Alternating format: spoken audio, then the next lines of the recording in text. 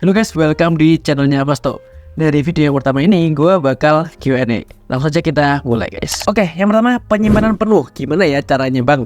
Nah, kalau misalnya penyimpanan penuh di iPhone atau iPad, solusinya cuma satu. Kalian upgrade device dengan storage yang lebih tinggi, contohnya kayak yang 256, atau kalian langganan iCloud. Nah, itu lumayan murah sih ya, 15.000 ya per bulan dapat 50 GB. Udah sih, caranya cuma gitu aja. Dan kalau misalnya pengalaman gue pasti sering hapus ya, karena gue males langganan. Oke, next. Saran beli iPhone yang ukurannya sama kayak iPhone 11 di tahun ini yang worth it. iPhone 11 itu pegangannya enak dan dia tuh memang cenderung lebih lebar. Nah, kalau menurut gue itu di iPhone 13 sama 15. Nah, tergantung budget teman-teman juga ya. Cuman kalau gue saranin mending kalian beli yang sering ganjil aja ya, karena yang genap ini kurang bagus. Contohnya kayak iPhone 14. Next.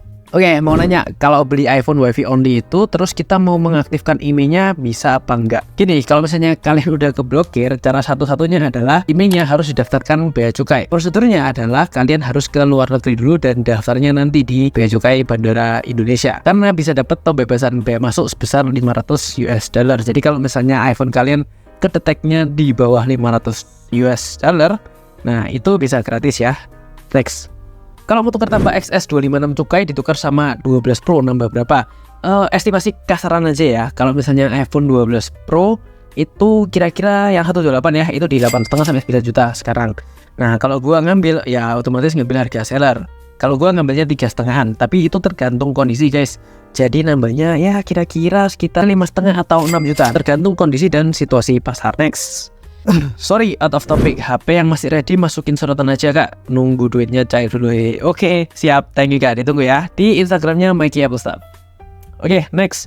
Hai kak, cara cek dan membedakan email yang terdaftar di Bea Cukai versus email aktivis per 3 bulan gimana ya? Oke nih kak, jadi gini, iPhone Inter kalau misalnya udah kedaftar di Bea Cukai itu udah pasti kedaftar di websitenya Bea Cukai. Nah, nanti kalian tulis aja di Google kayak gini, email Bea Cukai. Nah, nanti yang paling atas langsung klik aja, nanti pasti diarahkan untuk menulis email dan kodenya. Nah, kalau misalnya kedaftar di Bea Cukai udah pasti tulisnya data email telah berhasil terdaftar di database JIR bla bla bla bla bla. Nah, kalau misalnya nggak kedaftar, terusnya itu warna merah dan data email tidak ditemukan. Gimana tahunya kalau misalnya emailnya 3 bulan? Itu nggak ada yang tahu guys, karena itu sebenarnya adalah email turis gitu. Email tulis itu udah pasti 3 bulan guys. Dan ya memang iPhone Inter resikonya kayak gitu ya guys ya. Jadi nggak usah berharap lebih, nggak usah berharap permanen kayak whitelist. Karena gue pernah ngalamin kayak iPhone XR itu kan di 2019 ya. Udah gue cek juga di iUnlocker.com. Nah pas gue colokin SIM card gue itu ke blokir. Dan nggak cuma sekali, tapi 3 kali guys. iPhone XR, iPhone 11 sama iPhone 11 Pro. Ya gitu lah guys. Jangan berharap lebih lah ya sama iPhone Inter. Next, iPhone XS nggak ada ya kak. iPhone XS jujur nggak ada karena susah banget. Kebanyakan mungkin yang Bea Cukai ya. Kalau yang iBox bener-bener susah. Gue juga carinya itu kayak 3 bulan ini nggak dapat sama sekali guys. Oke, next, iPhone 13 apakah masih worth it di tahun 2024 ini min? iPhone 13 ya nggak usah ditanyain lagi, masih sangat worth it ya iPhone 13. Oke, next, mending 10, 10R atau 10S kali ya. Oke, please saranin mau beli yang 11 belum ada duit. Kalau menurut gua itu mending kalian langsung ke 10R. Karena apa? Karena kalau misalnya 10 chipsetnya kan lebih rendah ya, dan dia itu penyakitnya gampang panas dan baterainya gampang gembung. Dan nanti bakalan kena di layar. Itu sepengalaman gua kayak gitu.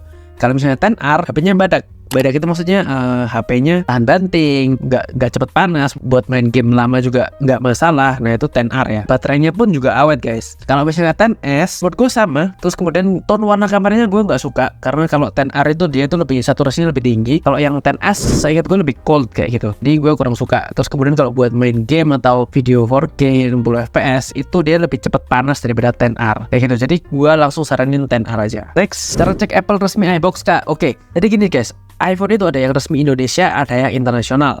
Nah, kalau yang Indonesia itu nggak cuma iBox sebenarnya. Jadi ada iBox, ada Digimap sama Blibli. Kalian bisa tahu dari kodenya aja. Kalau misalnya kodenya PAA itu iBox. Kalau misalnya kodenya IDA itu Digimap, dan kalau SAA itu Blibli. Cara ceknya gitu, jadi gampang. Kalian bisa langsung cross check aja di belakang boxnya, dan boxnya harus original ya, dan cross check di settingan iPhone kalian. Next, iPhone 13 kalau green screen apa harus ganti LCD? Berapa biayanya?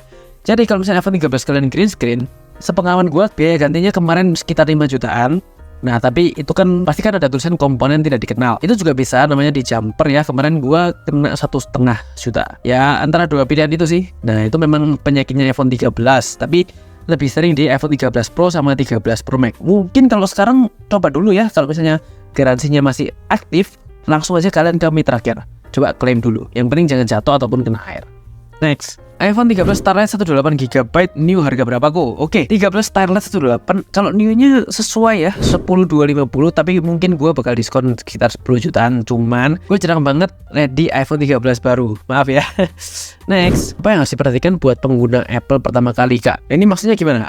Cara ceknya untuk iPhone second atau gimana? Kalau misalnya kalian beli baru, itu aman-aman aja ya pasti ya. Nah kalau misalnya beli second, mungkin yang harus diperhatikan adalah unit ini harus resmi garansi Indonesia. Yang penting boxnya original, part-partnya ya original semua. Kedepannya nggak nyusahin sih menurut gua gitu ya. Next, Kak, bedanya iPhone iBox sama bea cukai apa ya? Masih awam aku. Jadi iPhone itu ada dua.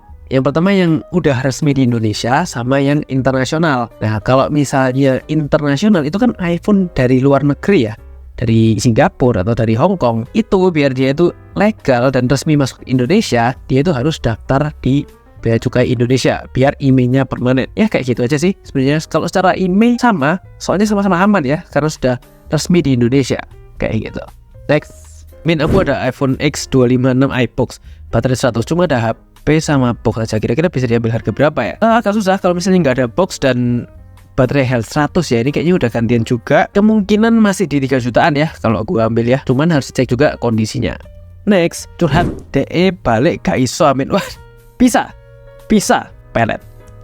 Next, iPhone 14 Pro 128 iBox, TT 14 Pro Max 128 berapa iBox? Tergantung kondisi juga, nggak bisa langsung saklek berapa kayak gitu. Mungkin estimasinya sekitar 2 jutaan ya, mungkin ya. Tapi masih tergantung kondisi juga. Next, karena 10 juta kira-kira paling efisien ambil iPhone apa, Min? 10 juta udah pasti langsung aja iPhone 13.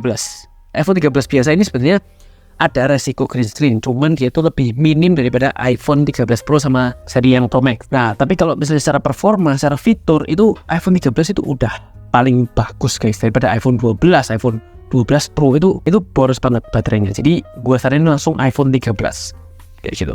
Ganti kamera belakang iPhone 11 Pro Max berapa ya Om? Coba langsung ke tukang servis aja ya. Gue kurang tahu harga pasarnya berapa. Mungkin ya kayak 800 ribuan something.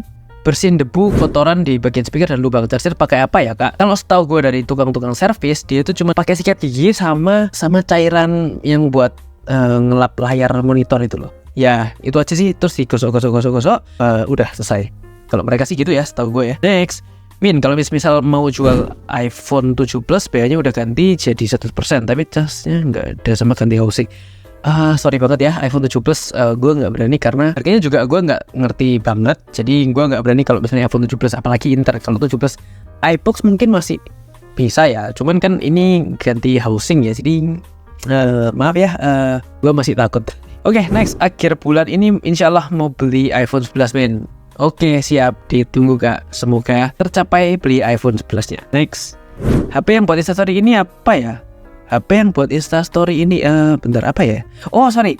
Ini iPhone 15 Pro Max kayak gitu. Next, dan 4 juta pengen yang storage 128 dapat iPhone apa Kak? Kalau dalam 4 jutaan mungkin nambah dikit ya, 500 ribuan or something. Itu dapat iPhone XR 128GB. Ya sebenarnya sebutannya 10R guys, cuman karena gue kebiasaan X, gue nyebutnya X aja ya gitu. Next, kalau Android naik pangkat ke iPhone kenapa berapa? Waduh, sorry. Gue belum main Android jadi gue nggak ngerti Android. Mungkin next ya, kalau misalnya di iPhone ini gue udah proper dan udah paham, gue bakal move ke Android juga. Next, XS Inter 64 laku berapa bang? Mau tukar ke 15? Waduh, sorry banget. iPhone XS Inter gue nggak berani ya. Misalnya berani pun rendah banget ya, 2 juta paling. Cuman jujur gue nggak berani karena Inter ya, kayak gitu. Resikonya tinggi guys. Oke, next, Kak mau 15 Pro yang second like new banget iBox enggak? Oke Kak, mungkin kakaknya bisa pantau di Instagramnya Mikey Apple Stuff ya. Nanti gue bakal upload price list dan ya setiap kali gue update gue pasti langsung upload, jadi biar kalian update juga. Q&A hari ini selesai guys. Thank you buat teman-teman yang udah tanya-tanya, udah curhat juga. Oke, thank you guys buat kalian yang udah nonton. Jangan lupa subscribe dan ciao.